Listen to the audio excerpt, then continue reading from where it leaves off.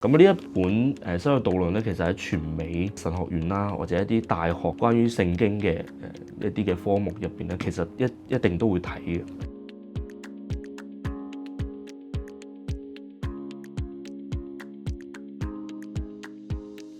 呢一本新約導論咧，佢係由一個叫做馬可鮑威爾啦 （Mark Allen Powell） 去寫嘅。Mark Allen Powell 咧，其實係非常之出色嘅一個新約嘅學者嚟嘅。佢已經退咗休㗎啦。2018年咧，喺美國嘅一個3一嘅路德教會嘅神學院啦，退休嘅。佢係好出名，就係因為佢擔任咗好多學術嘅一啲嘅職位嘅，譬如喺最大型嘅即係SBL 聖經文學協會啦。佢喺馬太福音同埋喺歷史耶穌嘅啲嘅研究小組入邊咧，佢做一啲嘅編輯啦，或者一啲嘅主席啦咁。所以佢係非常之頂尖嘅一個學者。